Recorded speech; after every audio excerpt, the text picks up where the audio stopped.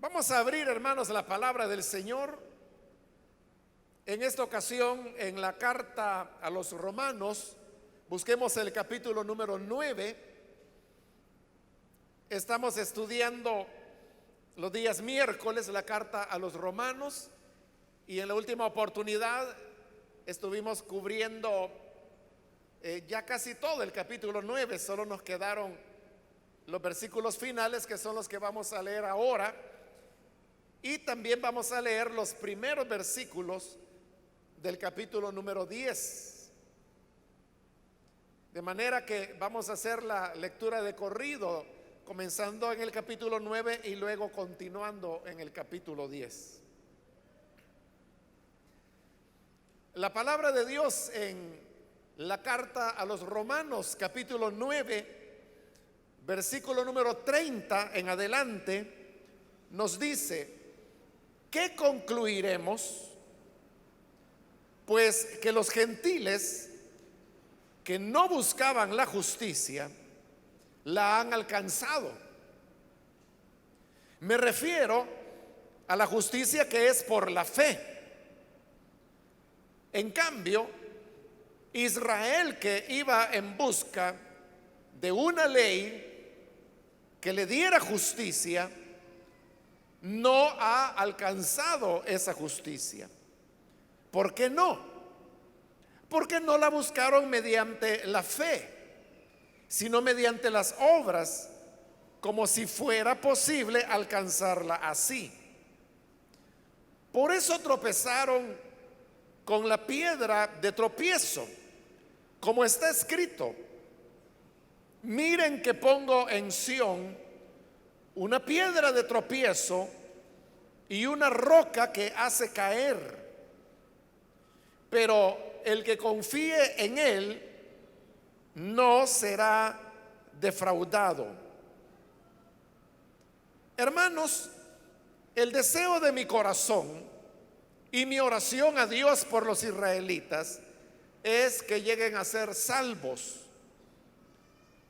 Puedo declarar en favor de ellos que muestran celo por Dios, pero su celo no se basa en el conocimiento. No conociendo la justicia que proviene de Dios y procurando establecer la suya propia, no se sometieron a la justicia de Dios. De hecho, Cristo es el fin de la ley, para que todo el que cree reciba la justicia. Amén. Hasta ahí vamos a dejar la lectura. Pueden tomar sus asientos, por favor.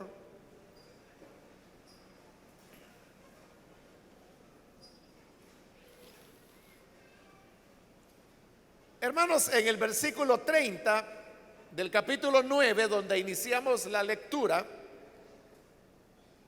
se plantea una pregunta, y la pregunta es: ¿qué concluiremos?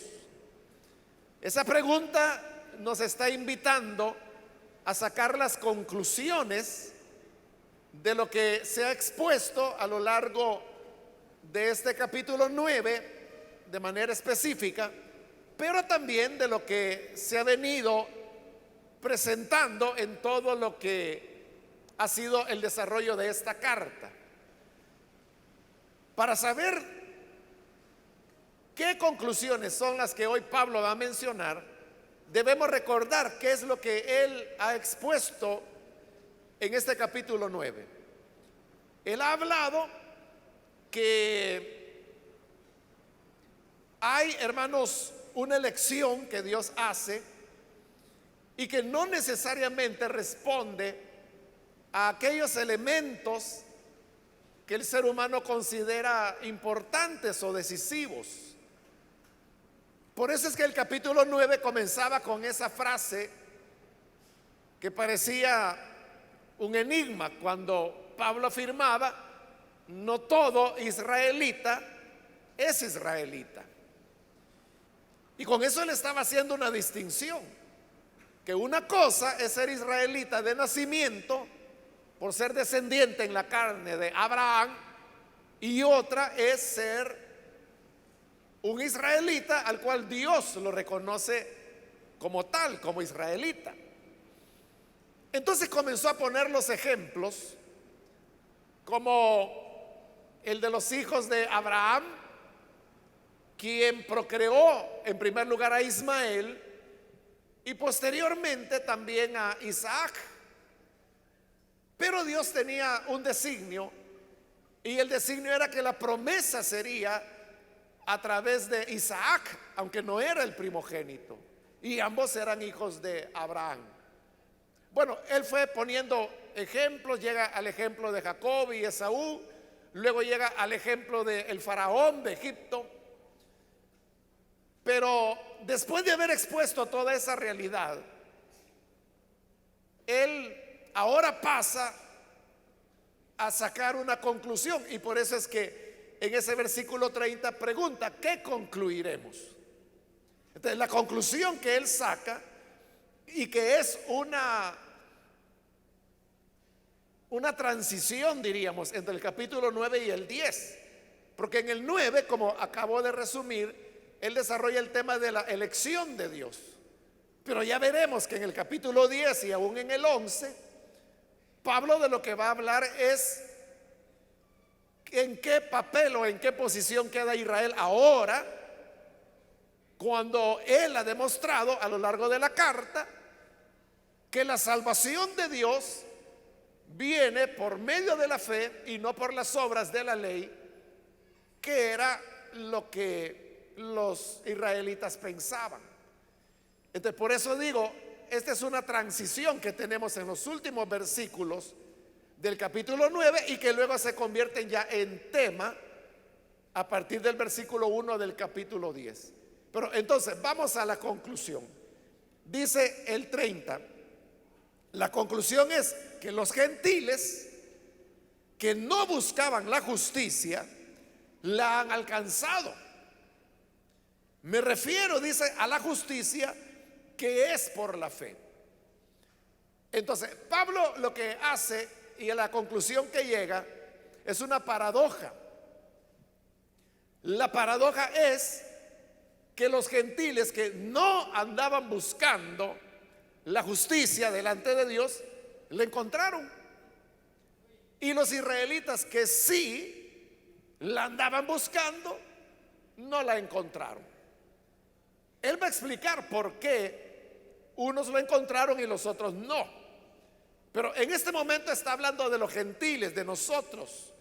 Recuerde, los gentiles, los pueblos gentiles, son todos aquellos que no son israelitas, que no son judíos. Entonces, gentiles, somos todos nosotros.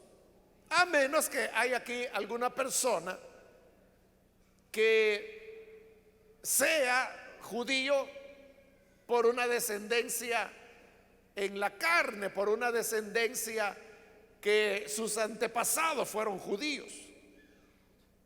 Pero creo que a lo mejor no es el caso con ninguno de los que estamos acá. Entonces todos somos gentiles. Entonces Pablo afirma que lo que ocurrió es que los gentiles que no andábamos buscando la justicia. ¿Y por qué no andábamos buscando la justicia? Eso él ya lo expuso en el capítulo 1 de esta carta. Lo único que lo vimos ya hace un buen tiempo. Pero usted recordará que en ese capítulo 1 Pablo expuso cómo los pueblos, el ser humano, principalmente los gentiles, dice que no le dieron gracias a Dios por su creación, a través de la cual él se reveló al mundo gentil. Y que en lugar de darle gracias al Creador, lo que hicieron los gentiles fue comenzar a adorar las criaturas. Entonces surgió la idolatría. Y dice que comenzaron a adorar figuras que tenían forma de serpiente, forma de mamífero, forma de aves. Y posteriormente comienzan a adorar imágenes que tenían forma de seres humanos, a los cuales veían como dioses. Y eso provocó una degradación moral que los llevó a volverse todo lo que Pablo dice en ese capítulo 1: mentirosos, estafadores, homicidas, hechiceros. Y él hace una larga lista en ese capítulo 1 de toda la degradación moral que vino sobre los gentiles. De tal manera, hermanos, que esa degradación llevó a los hombres a alejarse totalmente de Dios, en un alejamiento que dice que, sabiendo que los que practican esas cosas no heredarán el reino de Dios, no solamente las hacen, sino que además aplauden a aquellos que las hacen, como traduce una versión de la Biblia al español. Por eso es que ellos no andaban buscando la justicia. Y si nosotros nos preguntamos, hoy mismo, hoy en día, las personas que usted conoce y que no son cristianos, yo le pregunto, ¿andan en busca de la justicia? Es decir, ¿andan en busca de hacer lo correcto delante de Dios? Las personas que no tienen a Jesús andan en busca de la santidad, de la pureza, de hacer la voluntad de Dios. O por el contrario, andan en pos de la vulgaridad, de la mentira, de la viveza, del engaño. Por eso es que él dice, los gentiles que no buscaban la justicia, la alcanzaron. Pero ¿cómo es eso que si no la buscaban, la alcanzaron? Por lo que él acaba de exponer en el capítulo 9, donde él ha dicho, y el resumen sería esas palabras, que no depende del que quiere ni del que corre, sino de quien Dios tiene misericordia. Y eso exactamente fue. Los gentiles ni queríamos ni corríamos, pero él quiso tener misericordia de nosotros, se reveló y nos reveló a su Hijo Jesús, de tal manera que ahora lo hemos conocido. Y conociéndolo a él, resulta que esa justicia que no buscábamos, la alcanzamos por la gracia del Señor, por la misericordia de él. Por esa razón, hermanos, es que nosotros no teníamos en nuestro plan de vida que íbamos a servir a Dios, que le íbamos a amar. Bueno, tal vez pudiera ser que acá hay jóvenes señoritas que son ya cristianos de segunda generación, es decir, nacieron dentro de hogares cristianos. Entonces, a lo mejor desde niños o niñas tenían la idea de que querían servir a Dios.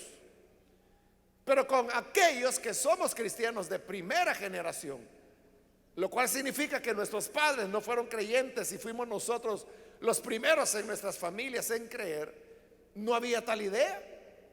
Si no sabíamos nada del evangelio, nuestros planes eran otros, no andábamos buscando la justicia de Dios, pero aunque no la buscábamos, la alcanzamos. Y al alcanzarla, sucede que no fue por una decisión o una búsqueda propia, que no la teníamos, sino que fue por la elección de Dios. Que repito, como Pablo dice, Él tiene misericordia de quien tiene que tener misericordia. Entonces, Él quiso tener misericordia de nosotros los gentiles, la tuvo, nos la dio y alcanzamos la justicia de Dios.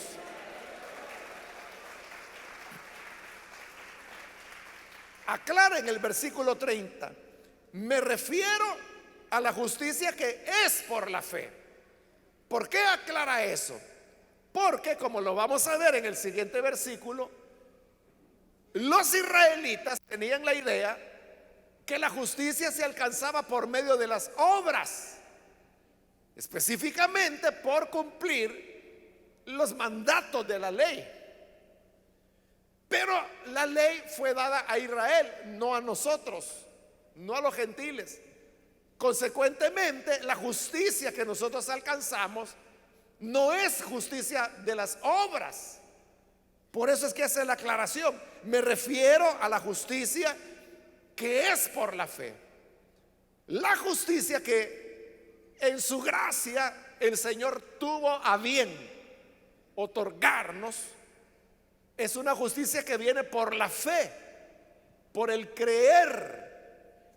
Y por eso es que no es un mérito nuestro, porque no solamente es por fe, sino que además Él nos otorgó esa fe por la cual se recibe la justicia de Dios. Entonces, esa justicia que no es por las obras ni es por la ley entregada a los judíos, es la que los gentiles alcanzamos por la pura misericordia de Dios, porque Él quiso tener misericordia de los gentiles y la tuvo. Ahora, en el versículo 31 va al otro lado de la paradoja, ¿no? En cambio, dice, Israel, que iba en busca de una ley que le diera justicia, no ha alcanzado esa justicia. Ahí se completa la paradoja, ¿no? Porque los gentiles que no buscábamos la justicia, la alcanzamos. Y los judíos que sí la buscaban, no la alcanzaron. Entonces, ¿por qué nosotros que no la buscábamos, sí la alcanzábamos? Ya lo explicamos, por la elección de Dios. Pero en el caso de ellos que sí la buscaban, ¿por qué no la encontraron? Hasta ahora Él no ha dado una explicación. Solo está afirmando que Israel, que iba en busca de una ley que le diera justicia, no ha alcanzado esa justicia. Todavía no explica por qué. Ya lo va a hacer. Pero está afirmando que Israel no alcanzó esa justicia. Mire qué tremendo. Que el que era el pueblo de Dios, el que era el pueblo por el cual Jesús vino, porque Él no vino por nosotros, hermano. Él venía por su pueblo.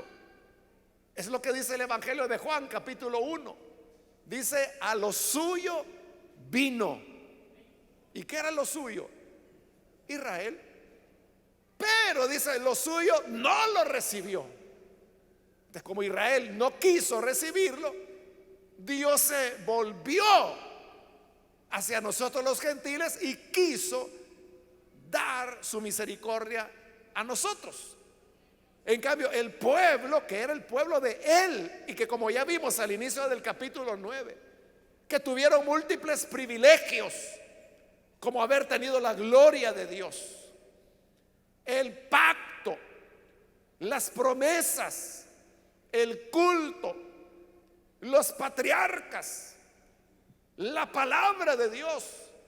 Y como que si fuera poco, aparte de todo eso, según la carne, Cristo vino a través de ellos. Es decir, tuvieron todos los privilegios, pero no la alcanzaron. No alcanzaron la justicia. ¿Por qué no? Ahora lo explica en el versículo 32. ¿Por qué no? Dice, porque no la buscaron mediante la fe, sino mediante las obras, como si fuera posible alcanzarla así. Entonces, ¿cuál fue el gran error de Israel? Fue que ellos sí buscaban la justicia de Dios, pero ¿cómo la buscaban? Por medio de las obras, de la ley. Y se ha dicho, y se vuelve a reafirmar aquí, que de esa manera no se puede alcanzar. Porque dice, no la buscaron mediante la fe. No fue fe la que ellos pusieron, sino dice mediante de las obras, como que si fuera posible alcanzarla así. Es decir, no se puede alcanzar la justicia, es decir, la salvación, por medio de las obras. Eso, hermanos, es la verdad que Pablo viene desarrollando a lo largo de esta carta a los romanos. Y como en otras oportunidades le he explicado, eso es lo que es la esencia del ser evangélico. Y es que la salvación no es por obras, porque Pablo está diciendo ahí que no se puede lograr por obras, sino por la fe. El mensaje del evangelio y lo que constituye la esencia del mensaje de la predicación evangélica es que la salvación es por la fe y no por las obras. Pero note esto que acabo de decir, todo el mundo lo sabe. Yo diría, la inmensa mayoría de evangélicos saben que la salvación es por la fe y no por las obras. Ahí lo está diciendo Pablo, entre otros pasajes que ya vimos y entre otros libros que hay en el Nuevo Testamento. Pero en la práctica, ¿qué es lo que ocurre? Que el evangélico le da énfasis al tema de las obras, es decir, retrocede, vuelve al tema de las obras. Y por eso es que predomina, hermanos, entre el pueblo de Dios la idea que la salvación es algo por lo cual tenemos que trabajar, y que la salvación es algo que debemos ganarnos, y que la salvación es algo de lo cual debemos ser dignos, y que la salvación es algo que la vamos a tener, pero si pagamos el precio. Y ese precio es dependiendo cómo yo actúo, dependiendo cuál es mi conducta. Esa es la idea evangélica.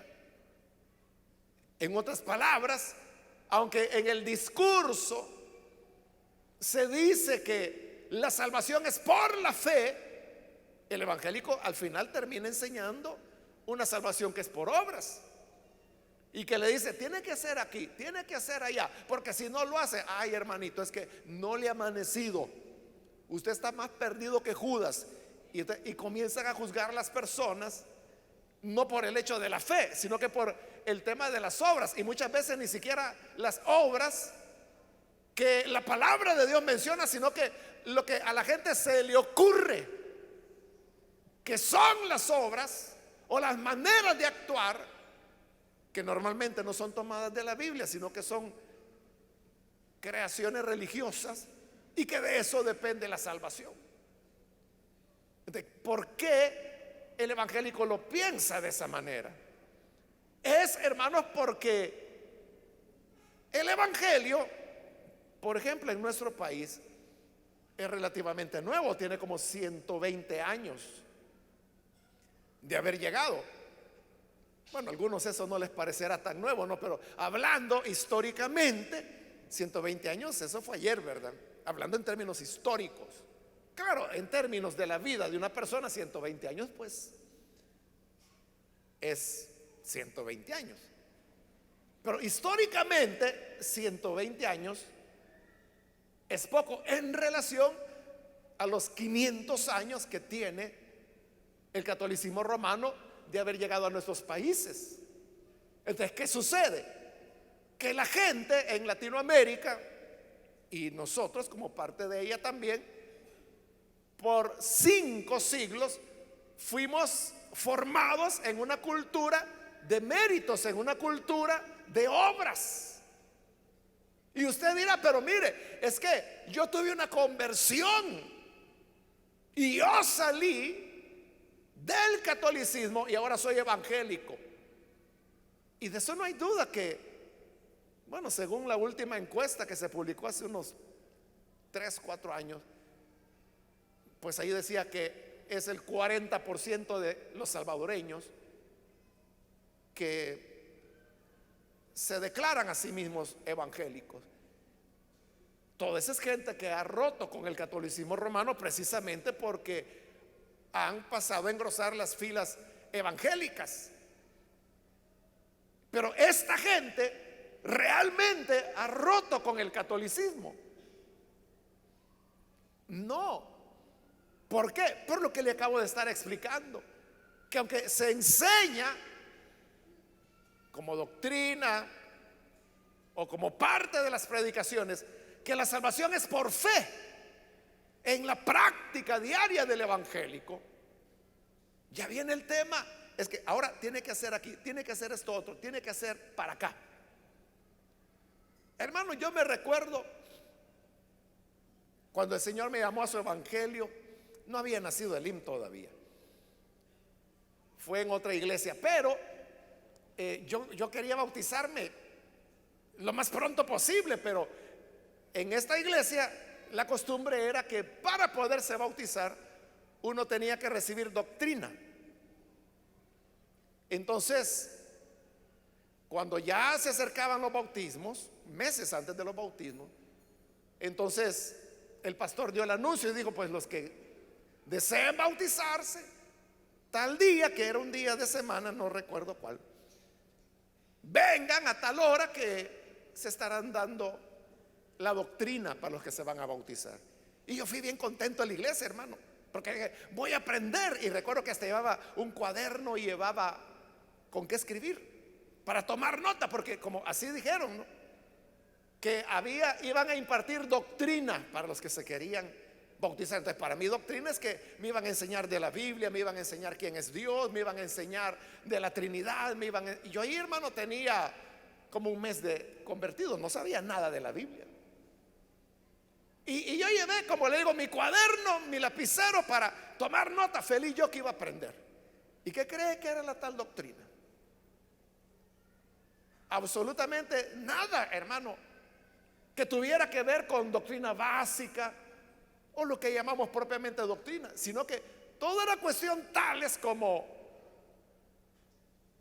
no tienen que usar este tipo de zapatos, no se peinen de esta manera, no vayan a este lugar, no oigan esto, no miren esto. Como Colosenses dice: no pruebes, no gustes, no toques. Eso era todo.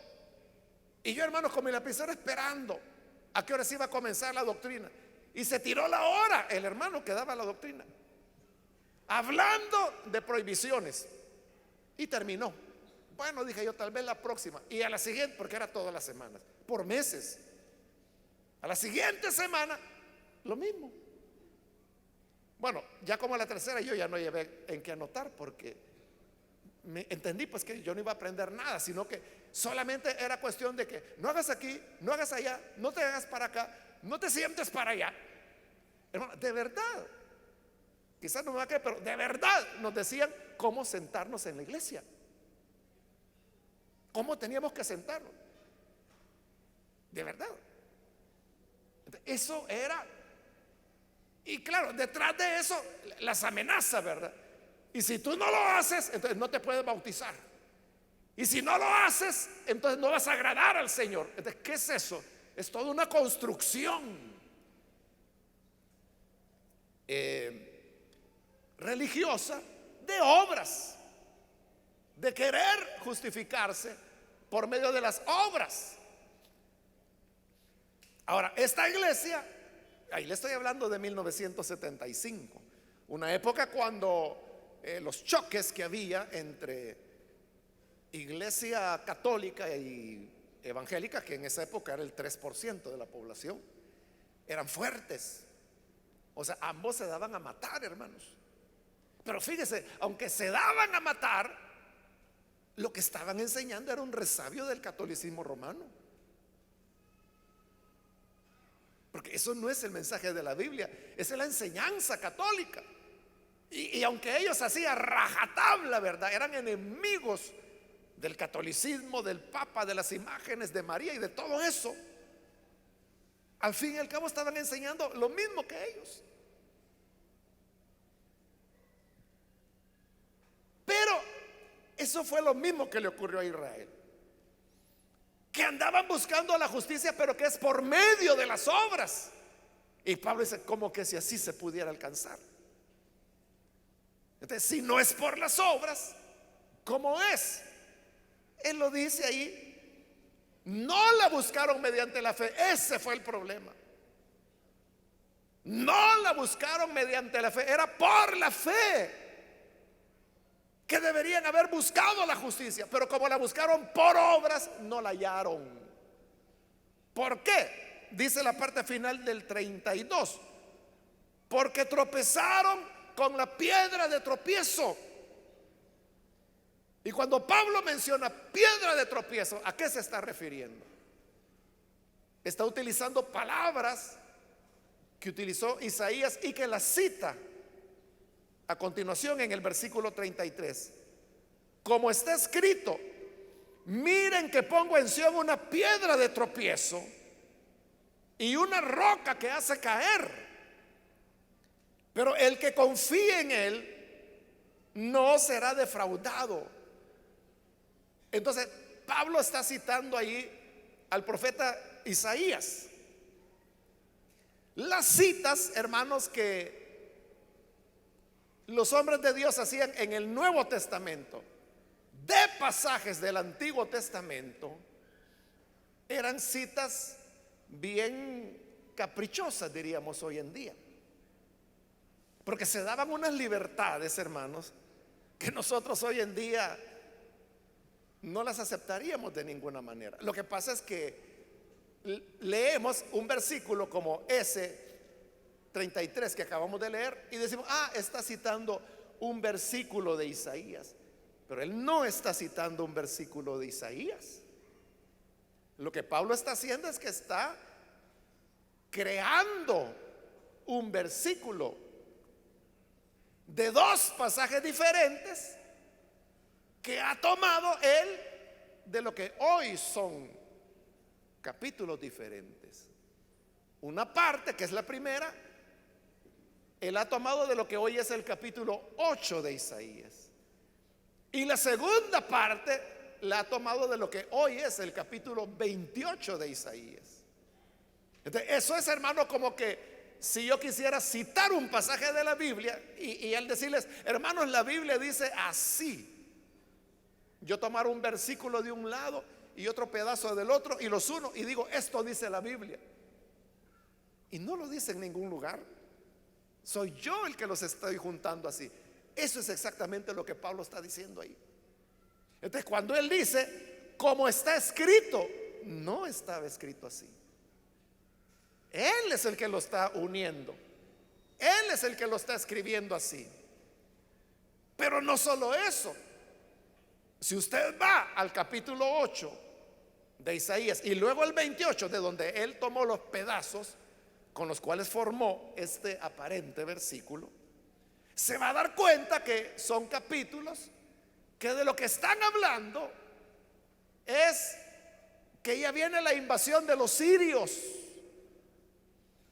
Y el Señor le está diciendo que los que se arrepientan y se entreguen a los sirios van a salvar su vida. A ellos es a los que Isaías se refiere cuando dice, el que confíe en él no será defraudado.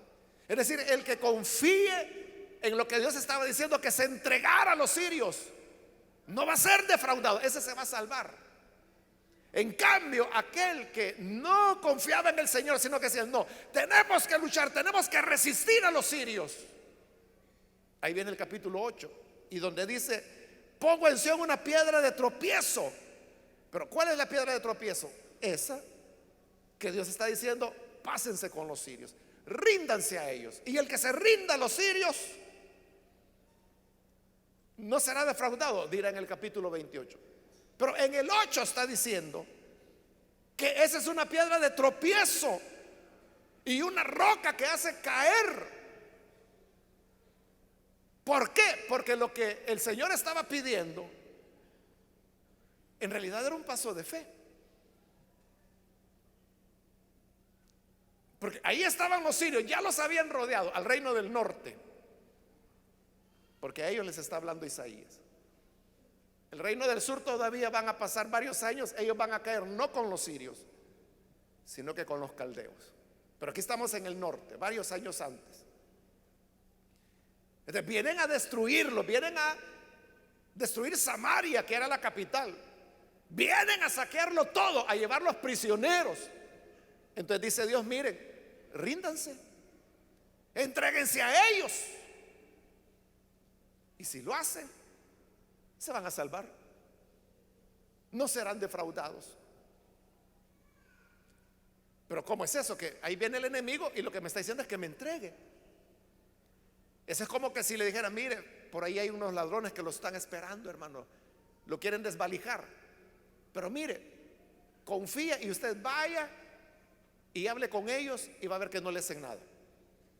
Se necesita mucha fe, ¿verdad? Para hacer eso, se necesita creer. Por eso es que Dios mismo dijo, pongo esta piedra de tropiezo, porque se la jugaban. ¿Y qué tal si no era cierto lo que Dios decía? Ya se habían entregado. ¿Y qué tal si los sirios, por haberse entregado, los colgaban sus cadáveres de un árbol para decirle a los demás, vean, así van a terminar todos? ¿Qué les garantizaba que no iba a ser así? Entonces lo que Dios les pedía era un paso de fe muy grande, y por eso Él dijo, pongo esta piedra de tropiezo. Pero Pablo no se está refiriendo a la invasión a Siria. Hoy a lo que él está llamando piedra de tropiezo es el Señor Jesús. Bueno, el mismo Señor Jesús, el pasaje lo utilizó para referirse a él mismo. Entonces, ¿por qué Jesús es una piedra de tropiezo? Porque es un paso de fe también. Hermanos, hay una realidad, y es que todos nos vamos a morir un día. Claro, tenemos la esperanza, ¿no? Que el Señor venga, y como dice la Escritura, no todos moriremos, sino que seremos transformados. Pero supongamos que no viene. Una realidad es que todos nos vamos a morir, y un día vamos a estar de frente a la eternidad. Eso es un hecho. Porque ¿quién es el que está aquí que no se va a morir nunca? Que dice, no, mire, a mí la muerte no me pega, hermano, yo soy inmune. ¿A quién lo han vacunado contra la muerte acá? Entonces, si todos nos vamos a morir, yo le pregunto, ¿cuál es su confianza para ese día? O sea, cuando ya le toque despedirse y partir de esta vida, ¿cuál es su confianza para el juicio con el cual se va a encontrar? ¿Cuál es su confianza? ¿Cuál es su confianza? ¿Alguien dice algo? ¿Cuál es su confianza? Bueno, hay varios que dicen Cristo. Está bien, su confianza es Cristo. Ahora, ¿y usted cómo sabe que le va a funcionar? ¿Cómo sabe que cuando llegue delante de Dios y Dios le dice, ajá, caballero, se te acabó la vida, ¿no? Bueno, ahora es el momento de rendir cuentas. Y usted le dice, no tengo que rendir cuentas, porque Cristo las pagó ya todas por mí. ¿Cómo sabe usted que Dios le va a aceptar eso? Y que le va a decir, de veras, tú eres de los que creyeron en mi hijo. Sí, entonces, no, pasa al gozo eterno preparado para ti. ¿Cómo sabe que va a ser así? Y que Dios no le va a decir, ¿y por qué andas creyendo locuras? No, hombre, si aquí el que la hace la paga. Así que, venga, muchachito, déjese de andar hablando de cosas así, a dar cuentas. ¿Cómo sabemos que en sí nos va a funcionar? ¿Cómo sabemos que si es cierto que la sangre del Señor cubre nuestros pecados? ¿Cómo lo sabemos? Solo hay una forma: la fe. La fe. Cuando usted se sube a un autobús en la mañana, ¿cómo sabe que ese motorista lo va a llevar donde usted quiere ir y no que va a quedar estrellado colgando del puente? ¿Qué garantía tiene usted? ¿Cómo sabe? Usted lo que hace es, tiene fe. Tiene fe que no está drogado, que no está borracho, tiene fe que no es un psicótico y que por lo tanto va a manejar bien. Entonces, ¿qué hace? Confía y se sube al bus y pone su vida en las manos de un desconocido. Pero cuando creemos en Jesús, también es un paso de fe. Pero es un paso de fe en alguien que creemos que no nos va a fallar. Y por eso es que Pablo armó este versículo donde dice: el que confíe en él no será defraudado. Entonces, como nadie de nosotros, hermanos, ha vuelto de allá para acá, ¿verdad? O sea, todos vamos hacia allá, de esta vida a la otra, pero de aquella para acá nadie ha venido. Entonces, nadie nos ha venido a decir: vieran qué enganchada eso del evangelio. No, hombre, si esa es una mentira. Nadie ha venido a decirnos eso. Y tampoco nadie ha venido a decir: ¡qué maravilla! Crean en el Señor, sean fieles, porque su palabra es verdad. Nadie nos lo ha dicho. Entonces, ¿por qué estamos aquí? Es por la fe. Ese es el punto. ¿Quién se la juega? ¿Quién se la va a jugar por la fe? Ayer platicaba con un hermano que me contaba el caso de su hija, que estaba muy enferma y estaba ya en una situación que ellos pensaban que ella iba a, bueno, ella, la muchacha es cristiana, no iba, era el fin de su vida y que ella iba a partir con el Señor. Y en eso estaban cuando el médico que la había tratado a ella le dice: mire, hay un nuevo medicamento que han inventado y se cree que este medicamento puede resolver un problema como el que tiene su hija, pero era carísimo, costaba miles de dólares.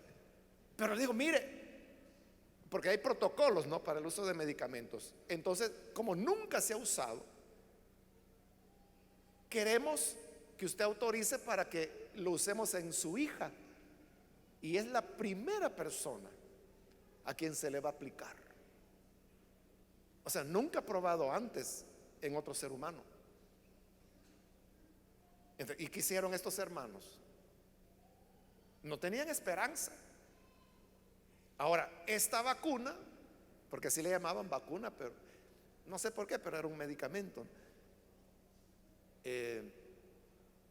la habían hecho, la habían inventado para eso, pero nunca probada. Entonces, su hija iba a ser como conejillo de indias, y si ella aceptaba y sus padres firmaban, era aceptar que ella fuera la persona en quien se probara por primera vez para ver si funcionaba o no, y por eso se la daban gratis. ¿Usted qué hubiera hecho? Bueno, le voy a decir lo que los hermanos hicieron. Aceptaron, dijeron: sí, está bien, póngasela. No les costó nada, se la aplicaron y hoy está re bien. O sea, fue sanada, está bien. La hermana, la joven, es porque es una joven. Esos son pasos de fe, ¿no? Porque ahí, ¿en qué confía uno?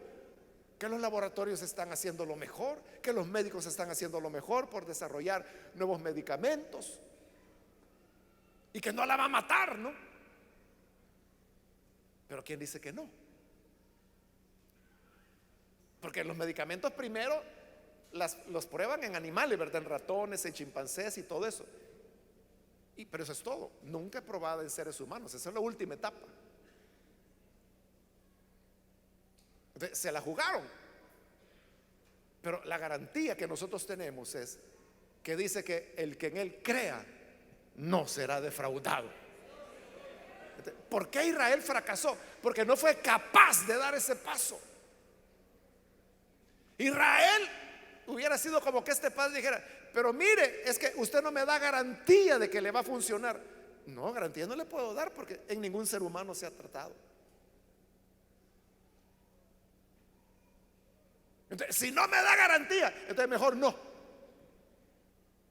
Y probablemente, si no hubieran hecho la prueba, su hijo hubiera muerto. Eso le pasó a Israel. No se atrevieron a dar el paso. Y como no se atrevieron a dar el paso, ¿qué? La justicia que buscaban no la hallaron.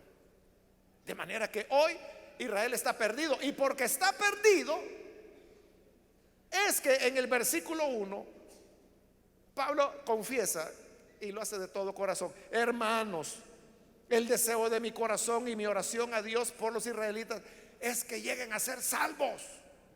Pero si él está orando para que lleguen a ser salvos, es porque no lo eran. ¿Y por qué no lo fueron? No se atrevieron a dar el paso de fe. Hermanos, ya no nos va a quedar lugar para desarrollar los versículos del capítulo 10 que leímos. Nos vamos a detener acá. Pero entonces vea el punto en el que estamos. Aquí es una cuestión de atreverse, jugársela, diríamos, de confiar en el Señor. Y esto me recuerda a una ilustración que leí hace años, hermanos, pero nunca se me olvidó, de un padre que bajó al sótano de su casa a hacer unas reparaciones, pero no había luz. Y su hijo, que era un niño, llegó a la orilla del hueco del sótano y vio para abajo y no veía nada porque no había luz en el sótano. Entonces veía solo negro. Y le dice: papá, ¿estás ahí? Y desde abajo la voz de su padre: sí, hijo, le dice, aquí estoy. Y el niño le dice: papá, ¿puedo bajar? Quiero estar contigo. Sí, le digo, ven. Pero no hay escalera. No, no hay, le dice, tienes que tirarte. Y el niño tenía miedo porque como no veía, ¿y a dónde me voy a tirar si no te veo? Y el papá le dijo: tú tírate, porque yo sí te veo a ti. Porque arriba había luz. Tú no me ves a mí, pero yo sí te veo a ti. Así que tírate. ¿Usted qué hubiera hecho en el lugar de ese niño? Le hubiera dicho: no, papá, mejor ahí cuando enciendas el foco. Pero el niño de esta historia, de esta ilustración, sí se tiró y cayó en los brazos de su padre. O sea, porque el padre no iba a decir: ahí viene, que se haga plasta aquí. O sea, no, ¿verdad? No era esa la... Jamás va a ser un padre eso con su hijo. Lo va a recibir en brazos de amor. Ese es el punto. ¿Quién se la juega? ¿Quién se tira? O sea, él dice: déjate venir. Yo aquí te recibo en mis brazos. Eso es lo que Dios nos dice: el que crea será salvo. No por obras, sino que por la fe.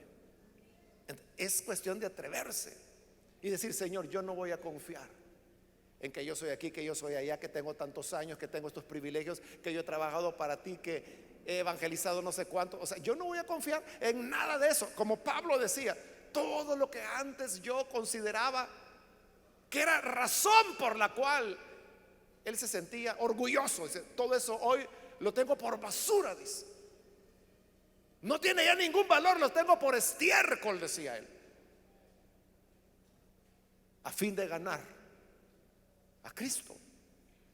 Entonces, es renunciar a todo y poner la confianza, la fe, solamente en el Hijo de Dios.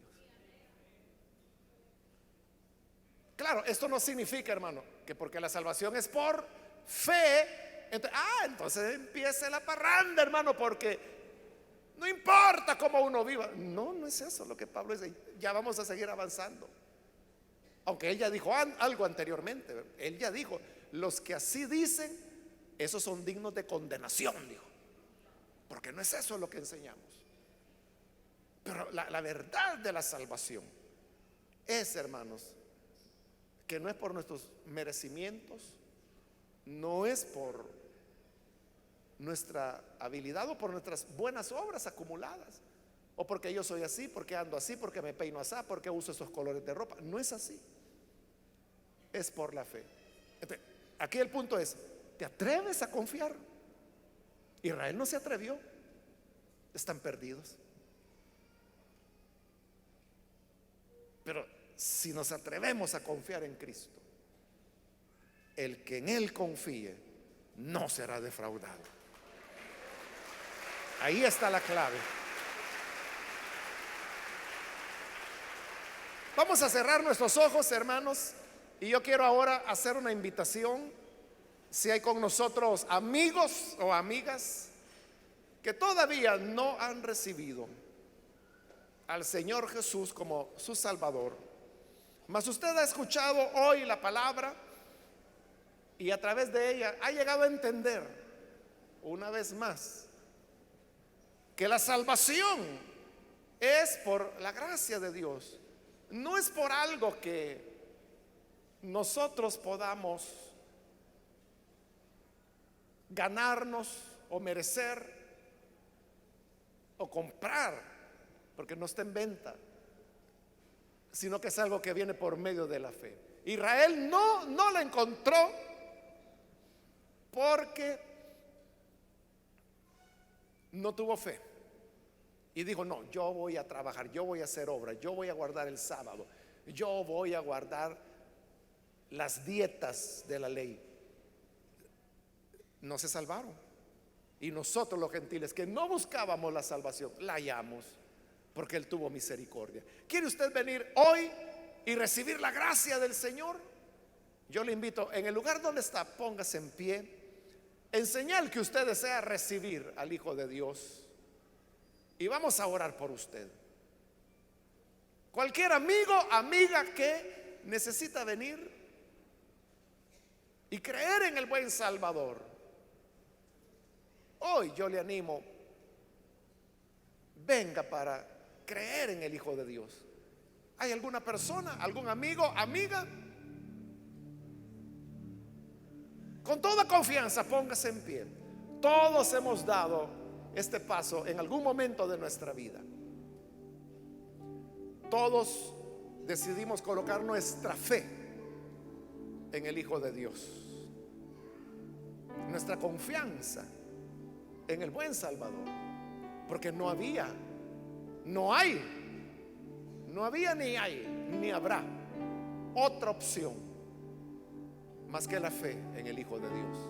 ¿Quiere usted venir hoy y creer como millones lo han hecho en los últimos 2000 años? Póngase en pie. Y al ponerse en pie, nosotros sabemos que usted está entregando su vida al Señor, y nuestro propósito es orar por usted. ¿Hay alguna persona? Hoy es su oportunidad. Póngase en pie y vamos a orar. Hoy es cuando el Señor Jesús le llama, le invita a venir. ¿Hay alguien?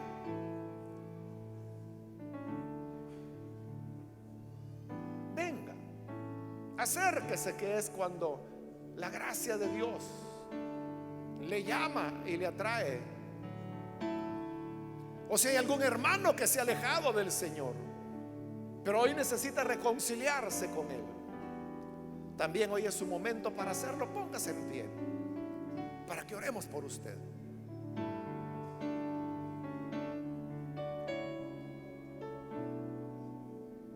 ¿Hay alguien que necesita reconciliarse? Venga, queremos orar por usted.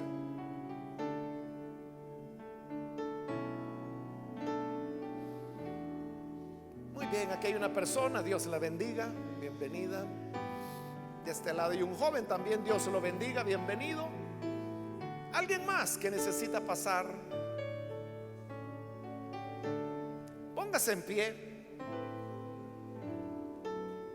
y así lo incluimos en esta oración. ¿Hay alguna otra persona que necesita venir al Señor, ya sea que es primera vez que lo hace o se reconcilia? Póngase en pie y vamos a orar por usted. Solo le animo para que lo haga en este momento, porque es ya la última invitación que estoy haciendo. Si hay alguien más, puede ponerse en pie y venga en este momento.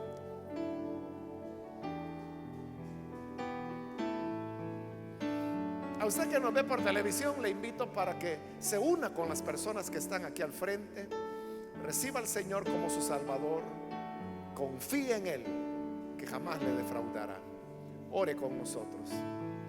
Padre, gracias te damos por las personas que están aquí al frente, porque tú, Señor, cada día tienes compasión de los que te temen y de los que te aman. Ponemos ante ti estas personas, como también a los que a través de televisión, radio, internet están abriendo sus corazones para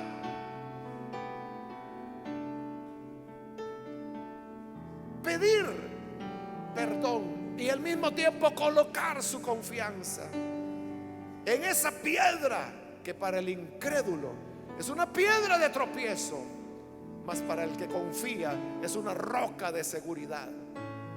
Nuestra confianza está en tu Hijo, en que Él pagó el precio y que por la fe alcanzamos la justicia de la salvación y no por obras que podamos hacer. Ayúdanos, Señor, a mantenernos firmes en esa gracia, para que así no retrocedamos. Te lo rogamos por Jesucristo nuestro Salvador. Amén.